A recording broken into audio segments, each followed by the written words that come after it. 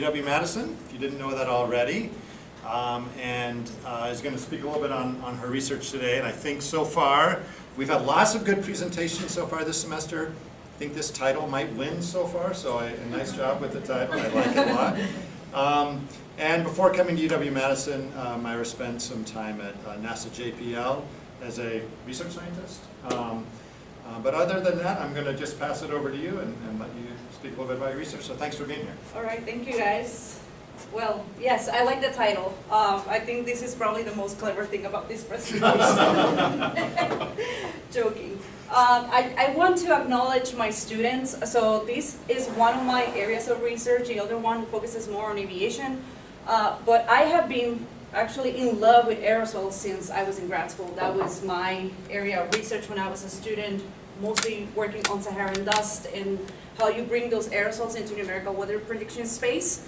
But right now, my students kind of got me involved into the severe weather aspect of it, mostly because I have a person in my research group who is a tornado chaser, who has been dragging us with her on that journey, which is amazing. I've never lived in the Midwest, so for me this is great. Okay, so we know, I don't have to tell you this, but wildfire activity is on the rise, and that is a global problem that we all share. Here I have this image that shows some of the most prominent wildfire hotspots around the world.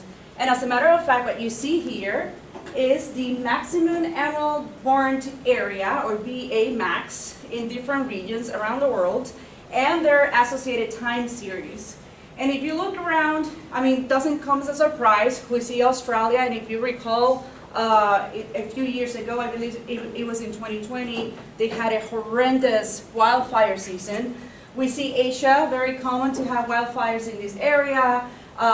Here in the Sahara-Sahel region, technically, that's one of the most controversial and I think intriguing areas in terms of all the biomass activity around this area, because it gets transported and it can influence tropical cyclone formation, air quality in other countries, etc. But of course, we have our own issues here in the Americas. So by America, I mentioned Canada, United States, and Central America, not just the U.S. But particularly in the U.S., we know a lot about California, Canada, of course, and you will learn today about how Central America actually impacts the weather here in the Midwest. So let's focus on our region. Here we see what it's called a fire radiated power heat map. What this means is that we can use satellite imagery, particularly, well, not imagery, but data, brightness, temperatures, and utilize that to detect wildfire activity, but also the intensity of that wildfire activity in different areas of the United States and Canada. As we see here, we see some activity on the East Coast.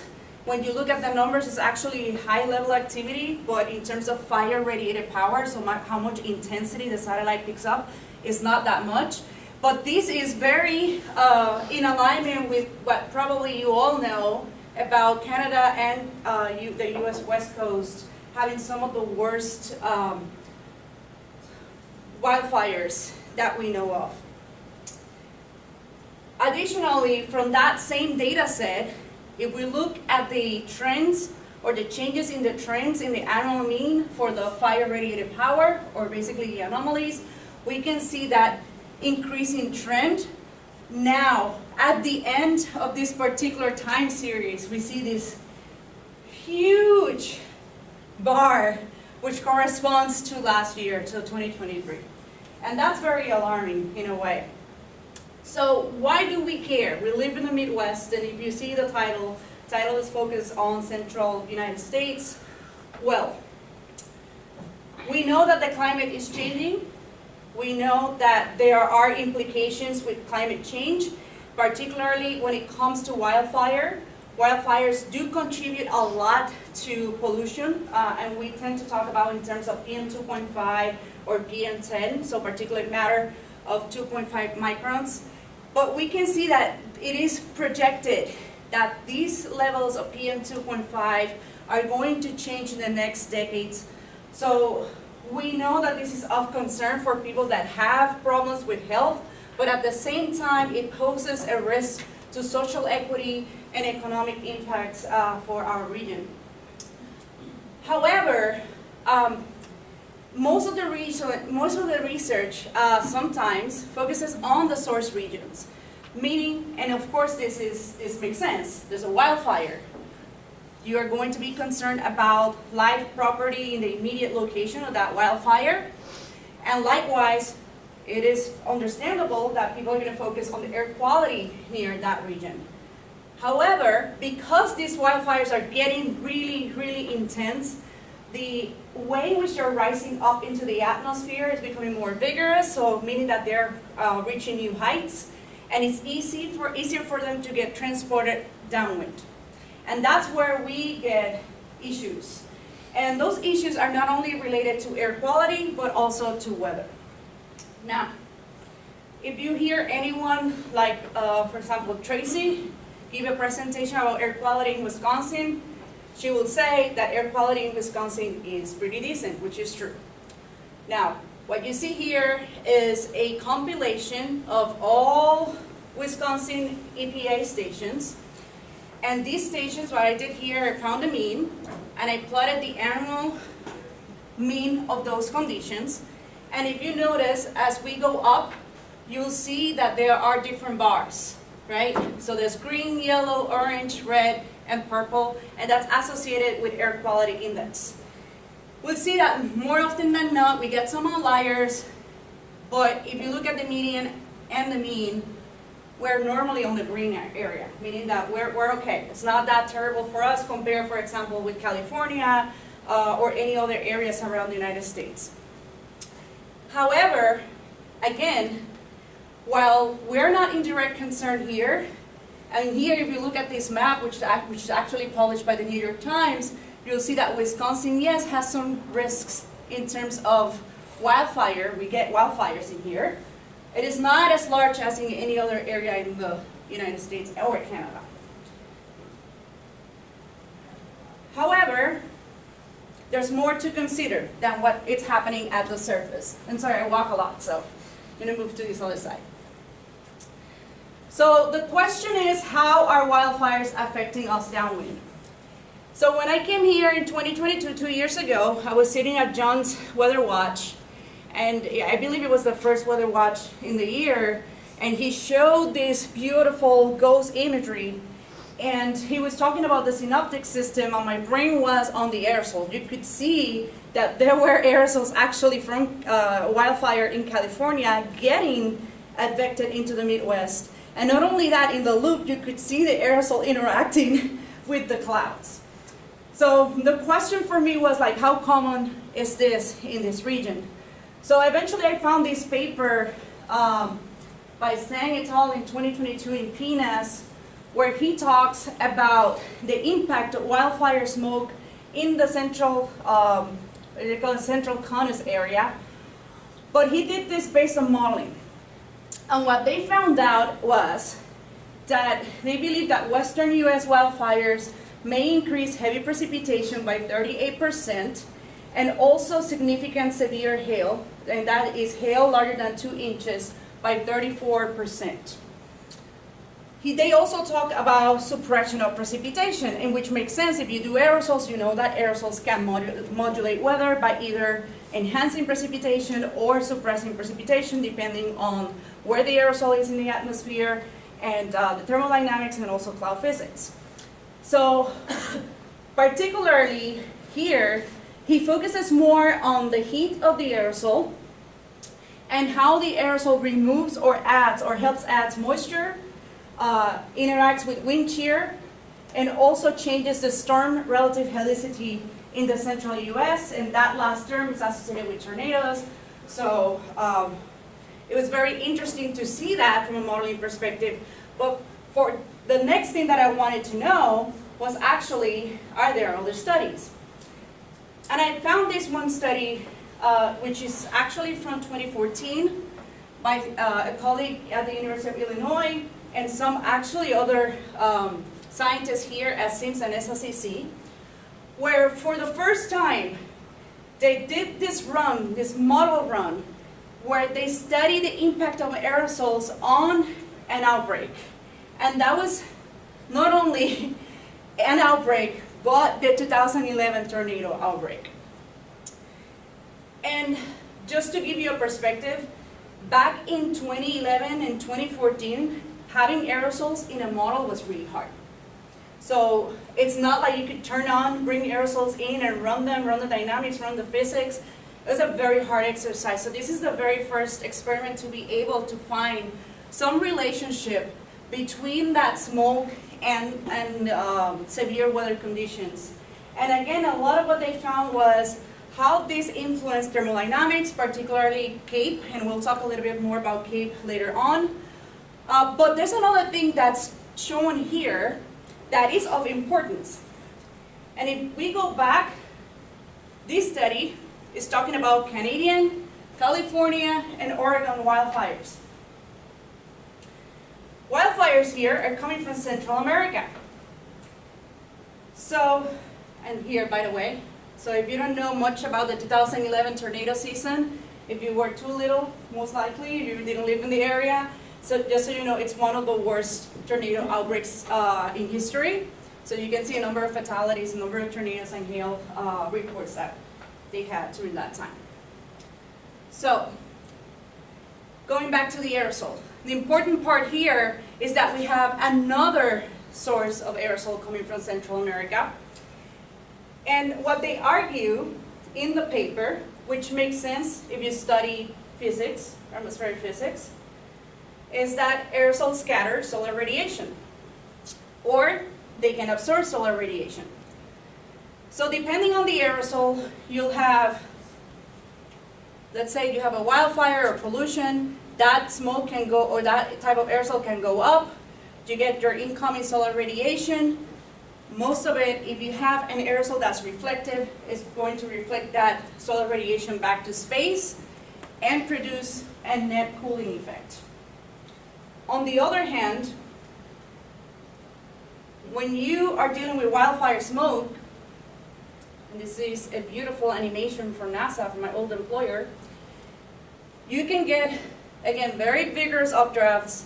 That aerosol, I hope that you can see it, but there's a dark cloud here. That's why I turned off the light. So you get this amount of absorbing aerosols in the atmosphere. You get your solar radiation. And while you may have some energy leaving, most of that energy in the form of heat is going to get trapped in the atmosphere. Now, depending on where that aerosol is, you're going to have some very important impacts. So if you have an atmosphere where you don't have much aerosol, so you always have aerosols, right? They're important in our atmosphere. But if you don't have much aerosol, well, you may have a weak heating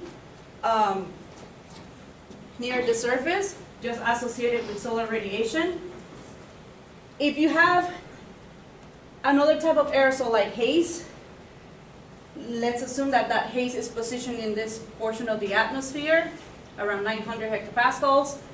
You can get strong heating close to the aerosol layer and then some heating below, which will obviously change the instability of the atmosphere and affect weather. And on the other hand, if you have a larger or more absorbing type of aerosol, and this example here is dust, but this is similar to what can happen with biomass burning, you can have strong heating, and again, depends on where in the atmosphere we are, and then some cooling because there's not enough of that solar radiation that's getting to the surface. Okay? So there are different effects. So how do we know what's going on? So let's go back to that 2011 tornado outbreak. So we know it's possible that aerosols are going to have an impact on weather. However, the question at that point for us was, how often do we see this happening in the Midwest? Is this 2011 case or the one time I was at John's Weather Watch rare occurrences, or is this more common than we think? So we started to look back at that 2011 outbreak. And as I mentioned before, aerosols in 2011, having aerosols in a model in 2011, 2014, that was hard. But now we have reanalysis that contains aerosols. And while reanalysis is not perfect, mostly because we don't have satellites constantly profiling the atmosphere or any vertical information, they're pretty decent.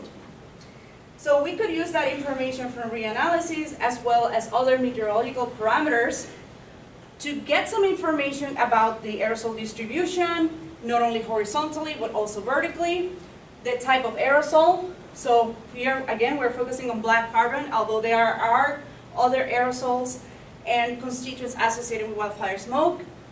And also we can take out variables like temperature, pressure, humidity. And since we have a 3-hourly run, we can try to match to severe weather reports. And that's one thing that we did. We went to the NOAA Storm Prediction Center, got the reports for those particular days. They include tornado, hail, and wind. So we're only using hail and tornado. And then we actually plotted them all together. And to confirm that there was severe weather, we used one more thing that wasn't available in 2011 or 2014, which is iMerge. Such a beautiful product. It uses microwave satellite remote sensing along with infrared to do estimates of precipitation or precipitation rate. And again, this is going to give us some information about how these two pieces connect with the severe precipitation patterns. So for the same days of the study, I am not including color bars in here just because I really wanted to show this, but I'm going to explain what everything is.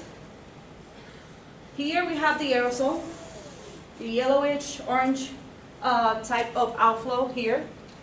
The blue is my satellite image or my satellite product by iMerge. So the darker the blue is, the more precipitation there is, or the more severe. And then we have these dots. And the dots correspond to the SPC reports. White are hail, and red are tornado. So I'm going to run this. It's just a couple days. You go. Okay. I'm going to run it again. And we see that the reports are actually aligned with the aerosol outflow. 1, 2, 3. Now, the reports are not perfect. That doesn't mean that there's no severe weather anywhere else. These reports are either by ground-based radar. Sometimes they use observers, so tornado chasers. But we have some alignment already that there's something going on. And what we ended up doing was, well, we have the data, we have the code, we can download all the data that we want. Let's look at the entire month, just out of curiosity. What was going on that entire month, not just during the outbreak? And I want you to pay close attention to what's happening. And that's the entire month of April of 2011. You can see. In some cases we don't see anything, but every time that we have some of these clusters, we see aerosol and reports. Now, another caveat. Aerosol models always have some aerosol. So that means that we call the background. The background in these plots was removed to make it more realistic. So that's why you don't see yellow all over the United States. But we're seeing some patterns, right? And again, the other thing that we did was then run this for 24 years. I am not going to play that here. But we see a lot of that. And every time that we kept seeing that, I was yelling. I was like, oh my God, this is so cool. Now, is it just from Mexico or from other regions too? From other regions, yes. And that's a perfect question and a perfect segue to what I'm going to show next. Awesome. So we observed those patterns of aerosol getting affected. And that's an excellent point. It's not just from Central America, during that time of the year, there's a lot from Central America. But we see them with California, and we see them with Canada as well. So the question at that point was, well, we've seen this. Let's go back only to the aerosol. Let's not even think about the severe weather portion of this.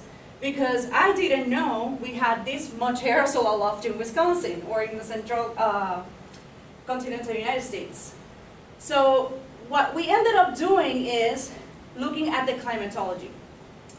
And again, the focus here is black carbon, but we did this with SO2, SO4, and organic carbon. And if you're interested in seeing those, please talk to me. Else we were going to be here for 3 hours, and I don't want to do that. So, but we use another type of Mayra data set for this. We still use reanalysis, but now we're using the monthly climatology, which they also have available for aerosols. We are doing a 43-year climatology starting in 1980 all the way to 2023. And we did this with black carbon. Here's some of the information about resolution. It's not ERA 5 before someone criticizes me. I know, I work for NASA, I'm biased. So the aerosol photos for NASA are actually really good. So vertical profiles, we also have these, but we're not going to be showing them in here. But again, the focus here is to look at these long-term trends in the US. And I know this is scary. Don't worry about all the jargon in here. I'll zoom in soon here. But now we have what we call the column mass concentration. This is not given in AOD. A lot of people are used to AOD or extinction. This is more in concentration, in kilograms per meter cubed. There's a reason why. Again, another reason I can talk to you offline because it's a long explanation. But here we can see that pattern in the atmospheric column. And this is red here because this is in alignment with the tornado season in the United States. Now, the other thing that we observe here is a secondary aerosol signal in July, August, and then the tertiary, and we see that. Those are the California wildfires. And then how things kind of calm down at the end of the year, where we're still seeing in Mexico some of that advection coming from Central America. Okay, here's the zoom of what I just showed you, if you want to look at it, right? So there's the model speaking up, or the reanalysis is speaking up these patterns. Surprisingly, there's 1 or 2 papers that talk about this, but not in using this long-term trend. They are using observations. There's a paper from an old colleague of mine, 2017, that they're looking at satellites of these outflows getting into the Midwest. Why is that? Well, normally, we don't have to think about, if you don't have to think about air quality issues, you don't worry about it. And if your severe weather season normally doesn't align with aerosol, with high aerosol loading, you don't have to think about it, which was the case. But because our biomass season they are shifting, the severe weather season is shifting, now it's becoming a lot more obvious. So it's not like I'm inventing anything new, it was there, except that we're trying to connect the dots. Now, we looked at from climate, now let's go back to weather. And this is where we were before, right? We had this plot from the 2011 season outbreak. So to recap for now, we learned that there's a lot of climatology associated to these outflows, and it's more common than widely recognized. Good for us, so we can publish. We learned that these events have increased and will continue to increase in the future, and I will show you some machine learning, preliminary machine learning models or outputs that I came up with showing that increase, which is it's insane. So now we want to know, how do we learn more about the impact on severe weather, right? And there are 3 things that we need to, not 4, 3, that we need to consider: thermodynamics, radiation, and cloud physics. And in the next few slides, I'm going to talk about thermodynamics and radiation.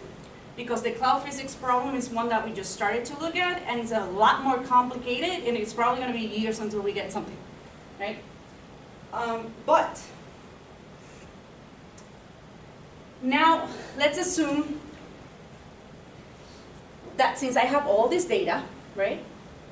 If you are a tornado chaser or a weather forecaster and you want to know what's going on in a severe weather area, you look at SQTs, right? So even though these, we don't have the best resolution, horizontal resolution in the world with this type of data, we're going to investigate, or we're going to create SQTs for each one of these dots. And we actually ended up doing that for each one of the SPC reports since 2004 all the way to this year. So we got thousands of SQTs. But before, obviously we clustered them, but before we go into more detail, if you don't remember anything about, so I didn't want to assume, because we are an AOS department and we have people from outside as well. Crash course on weather forecasting, a very simple way. This is actually this year. So we get these QTs that are very powerful tools for weather forecaster, and one of our basic tools in atmospheric sciences to understand what's happening in the atmosphere.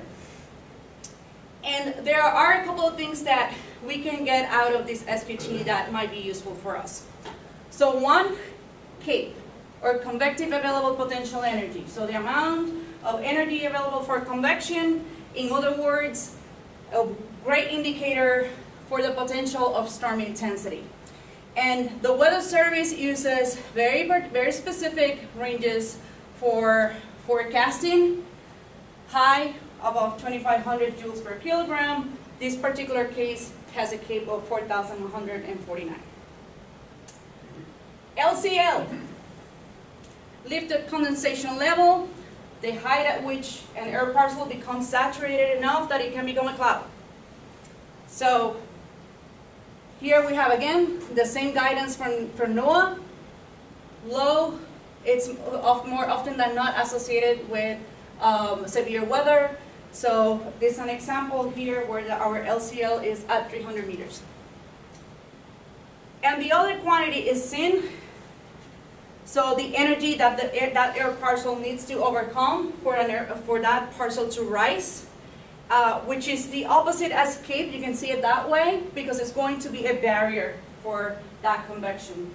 And these values here are the absolute values, but you want a SIN that's low.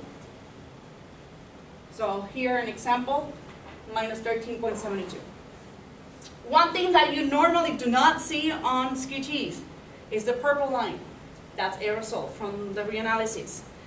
And one thing that you can see here is that black carbon aerosol. There's a layer that's high at the surface, it drops, it comes back up to the point that it gets out of the SQT, and then it drops as you go up in the atmosphere.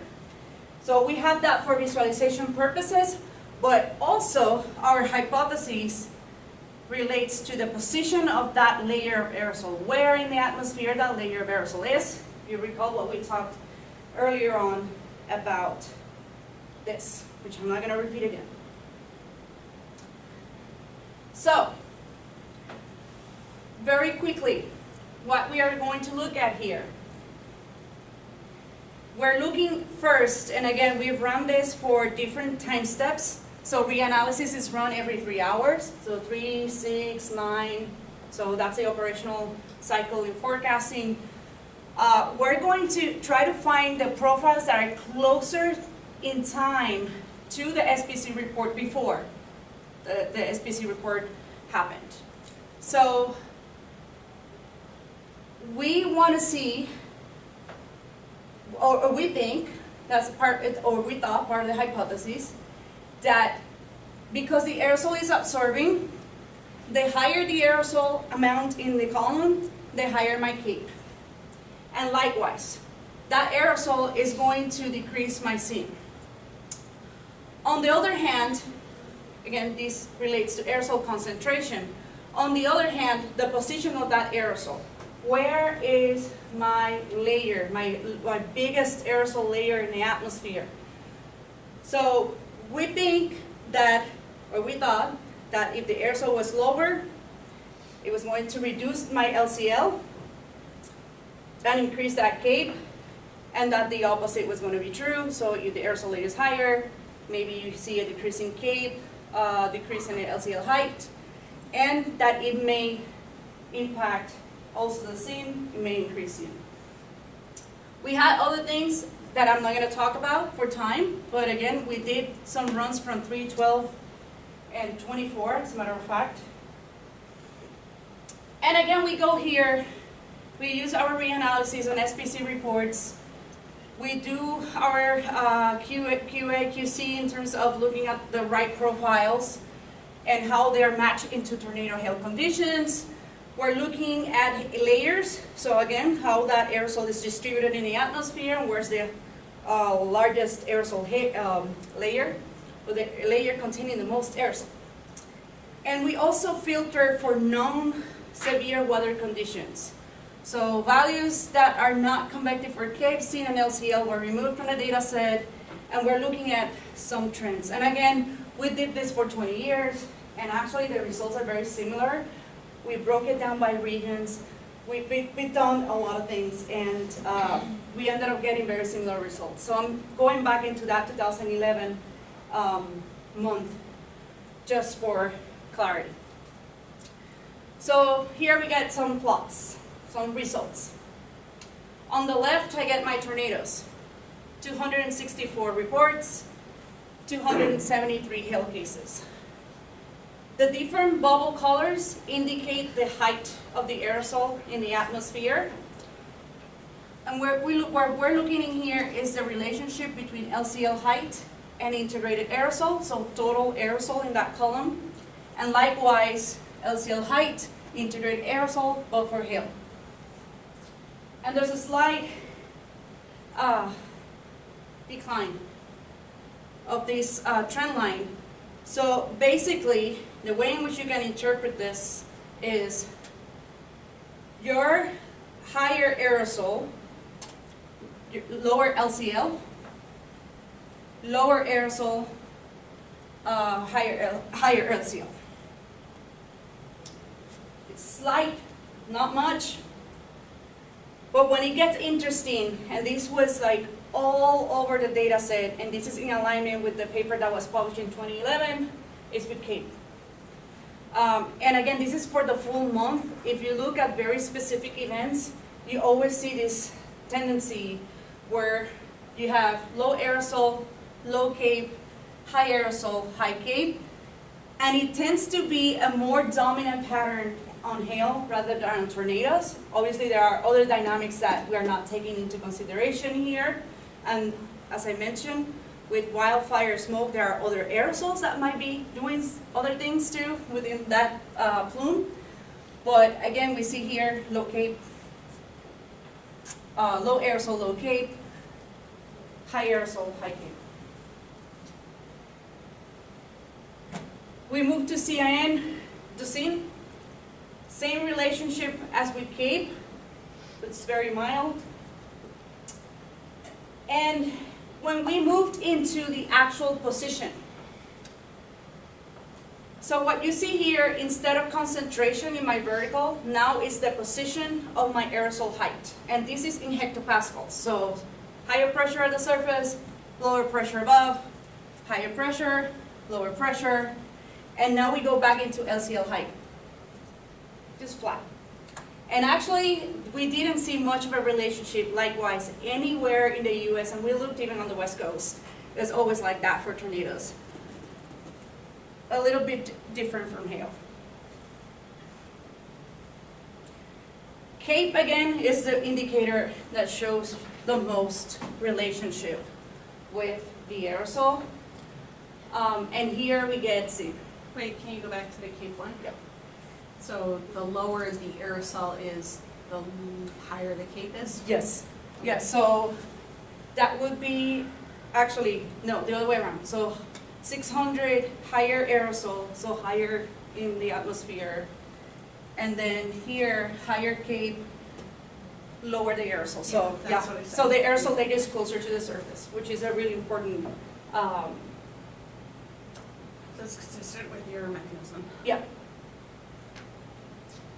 So, in the interest of time, I'm going to show this, but basically what this does is it puts all of those results together. But I really want to move into the 2023 wildfire season because there's a couple of things that I want to show that are very unique. Why did we want to study 2023 if we have seen this particular trend all over the data set? Because over Wisconsin, that was June 26, 27, 28, we had a severe weather forecast, and I know this because I was already living here. And then all of a sudden, we had this massive outflow of aerosol, and nothing happened. Forecast went from severe weather, possible tornadoes in the area, to nothing. It was actually a cooler day in the surface. We were all here. If you were here that summer, we were wearing like jackets here, even though it was June. And I'll explain that why.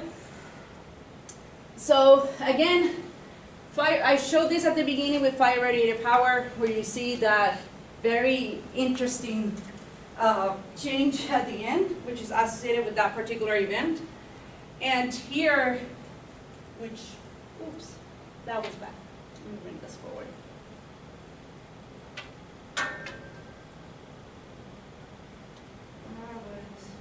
Here you go, that's easy. So here is from reanalysis. So the reanalysis for black carbon picked up the same thing. Very weird here. Now, same, if you put together a simulation for that entire month, and I'm using radar colors in here, but same again, darker colors, it's for darker aerosol, and then you all probably know how to interpret a radar. But we see how in many instances we had aerosol overlapping with convection.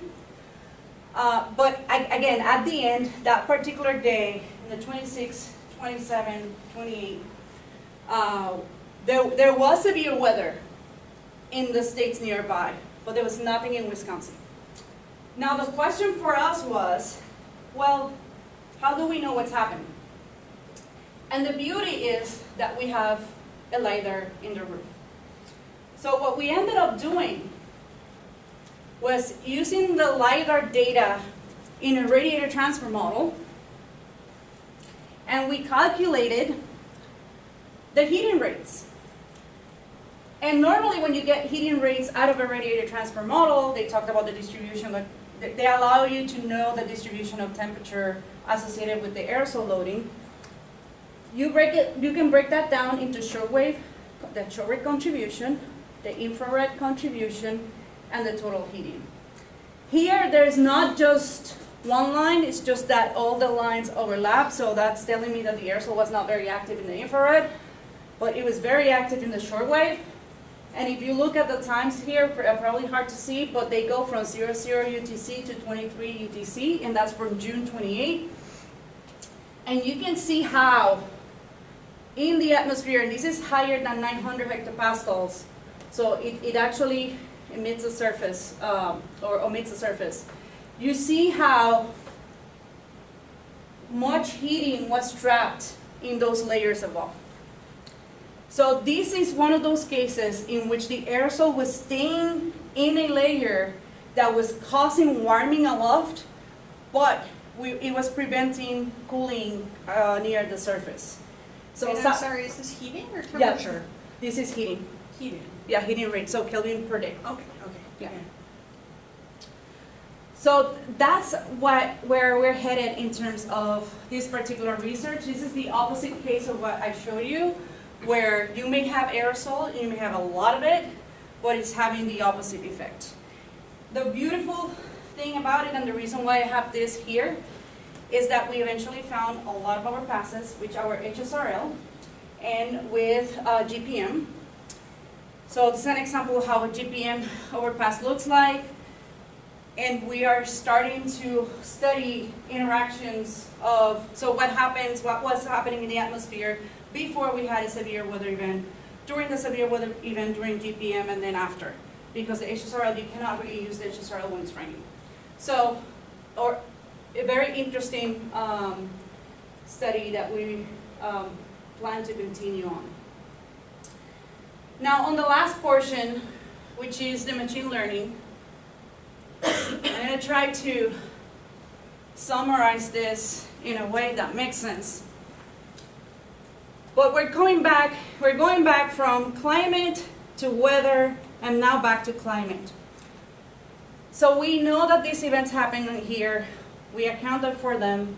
We could see that there's some relationship to severe weather, and we're still studying that.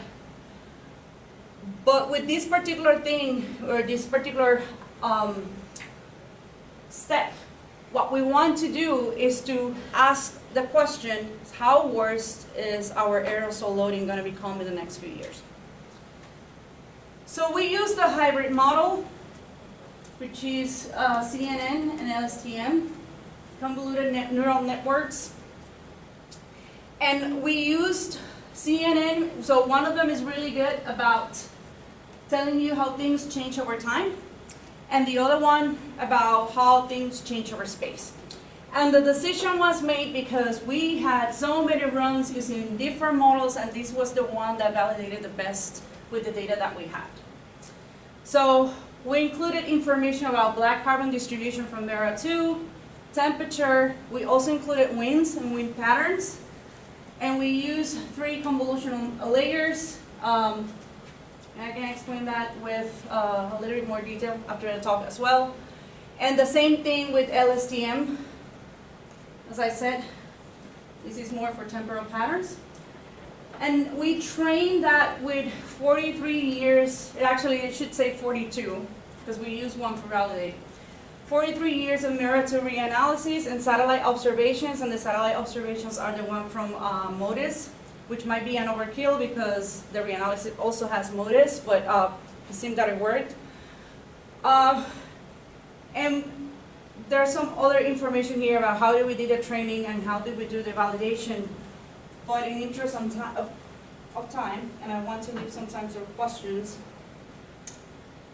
what we ended up doing here, these are the outputs, and I'm focusing, again, we did this for the entire year. I'm focusing on April, May, June, July, August, and September. What you see here is the difference from climatology. So we actually tested it tested relatively well, and then we calculated the forecast for 2035, and then we removed the climatology. So what you're seeing here is that actual difference between the forecast and the climatology to see how much that aerosol was going to increase. Number one thing that you want to take from here, look at how high that looks like. Actually, when you do the same with the actual data and remove the last 10 years from the climatology, you see similar values. So it is not that outrageous. The other thing that you immediately see is those areas, in particularly Canada and California, having the highest percentage of increase. But what I want to point out from here too is that even though these may be a little bit taking the show, so obviously your eyes immediately are going to those sectors, you can see here that those values range between 0 to 200. So it is a concern. If this is true, this is a concern. Sorry, what is the variable we're looking at? So this is black carbon, sorry. Okay. That's going to be black carbon. We did the same thing with temperature. So we calculated, we use machine learning to look at temperature. We use a machine learning to look at black carbon for 2035, did correlations of that, and did correlations of the climate, of the climatology, and subtracted that. And why do you need machine learning to look at it, right? It's just an easy way. It's just an easy way to prove. Instead of just a trend, or? I mean, it's a 20, so you could do that as well. With the trend, the trend shows a lot of errors. And I can, yeah, shows here, or? yeah, I can particularly show you that. The trend does, so I did actually a couple of different experiments using trend and trying to look at the forecast, using different models. And when we validated, so we validated those with the data that we currently have, and the one that got closer to the actual result was machine learning, was CNN plus LSTM. So you're like trying to pull out the signal from the background? Is that why you're using machine learning, or what's, I guess So I'm it's a just trying to forecast, it's just a understand. forecast, It's a forecast? yes, So this is a forecast for for the future? 2035. For 20, okay, so this Yeah. is black carbon forecast for Yeah. 2035? Yeah. The increase in black carbon for 2035. Okay, from a numerical model. Yep. Okay, so likewise, when you have those correlations between, and this is a correlation for temperature and black carbon, just to look at the relationship of increasing temperatures with black carbon, and this is what we found. So you can see a lot of heating or a lot of correlation associated with increasing temperatures in the continental United States. And again, this is a model and we're tweaking it, but it was interesting to see this and the geographic distribution, and also some of the pockets where you see the opposite in the correlation. So again, this is an area of study that we're still working on. Now, I wouldn't say future work, or I say future steps, but this is a lot of ongoing work right now that some of my students are working. As I mentioned, we're using GPM data, particularly doing analysis with collocated matchups using KU band from GPM and HSRL. Every time that we have collocations over Wisconsin, to see if we can learn more about not only the impact of the aerosol, but also clouds. Another thing is that we are also trying to understand the vertical distribution using that LiDAR data and applying that to radiator transfer models. One thing that we started to talk about was doing some couple modeling. I'm talking with some colleagues next week about this. And as I show you, there's a little bit of machine learning that's happening in here. There's a lot more to come, but ultimately, what we want to look at is what is that long-term impact on our regional weather, and also how can we develop tools to provide better, or to help forecasters make better informed decisions. And with that, if you have any questions, I think I have 10 minutes. Great, I wanted to leave Okay, really nice presentation, thank you. Yes, we do have time for questions, so there's some questions from the audience. I will let you call in. Yeah. Yeah, nice presentation. I was intrigued by one of your graphs, the Cape versus the tornado outbreaks with the aerosol amount. I think it was one of your first scatterplots you showed. Next one down. Yeah, on the left-hand side, it looks like there's almost two regimes on the left-hand side for Cape versus integrated. And I wonder if you might comment there, of like, there seems to be high Cape with low aerosols that cause tornadoes, but then the other case around. And is there a parameter that describes that separation there when you get tornadoes with low aerosol amount in high Cape? So you said that you think that there's two regimes? Well, like along the bottom of this graph, it almost looks like there's certainly high Cape with low integrated aerosols, and then you get the other case where there is a positive correlation between integrated aerosols and Cape with active tornadoes. And I wonder if you might have a comment on. Yeah, that may be, so part of the reason why this is broken down too in heights is because of that. Because I also have, and I've seen it in the data, and that's something that requires a little bit of additional analysis, that also depending on the aerosol height. So we break this down in aerosol height, and also we're adding all these different parameters or restrictions, right?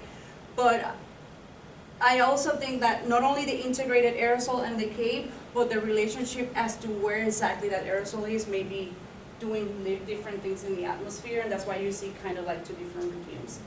And I tried to do that when you move into the next slides, that you only see the aerosol height on the y-axis, but then again, you see the other thing because that height is associated with the aerosol loading.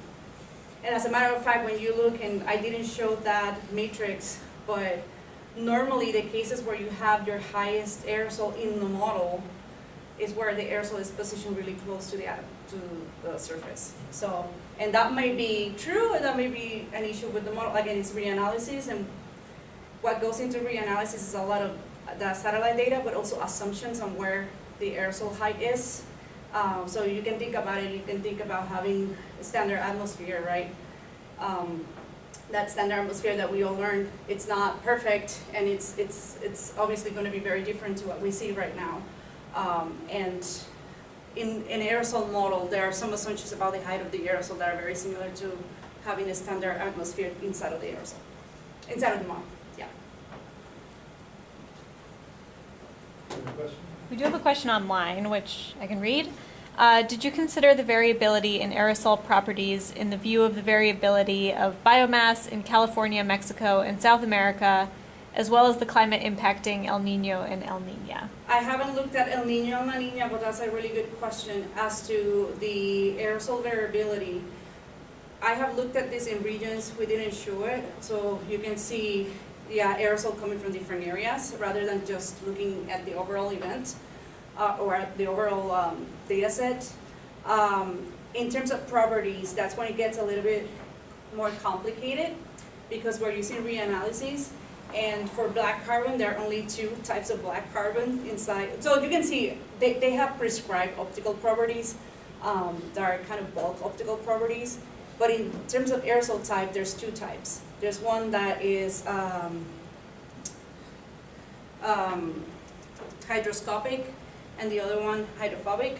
So one is attracted to water and the other one's not.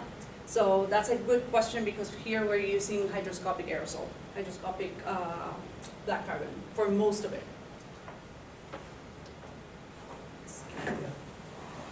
Really cool presentation, and that 43-year climatology is pretty unprecedented. There's so much information. Could you even answer the question, guys, when you have those outflows from Mexico and Central America, some have more smoke and aerosols than others.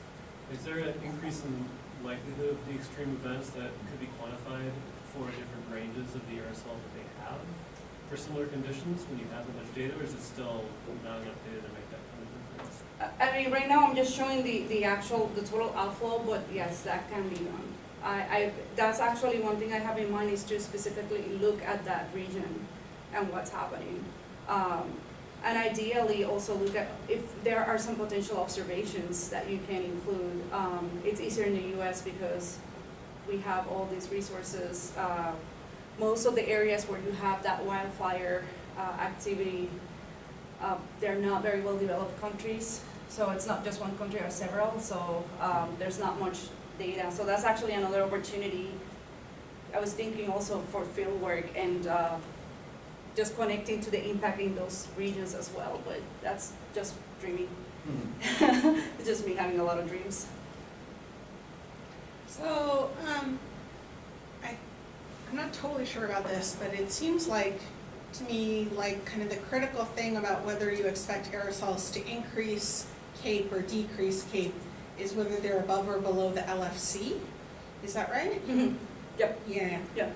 So is there a way you could incorporate that information about how much of aerosol is above or below the LFC in kind of doing your analysis and Yes. kind of test whether when the aerosols are below the LFC is where this correlation is coming from? Yes, The that's LFC that's being that's the level of free convection. yeah, of the- that's absolutely one thing that we have in mind, and particularly that would be more focused into doing analysis, so the actual observational analysis rather than reanalysis.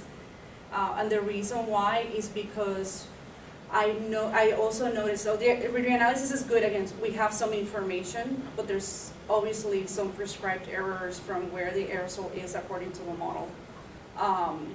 And yes, there's some value in doing that with the actual reanalysis, but we have observables in the roof here that might be a little bit more accurate to look specifically at that, and I think that's what we need to do.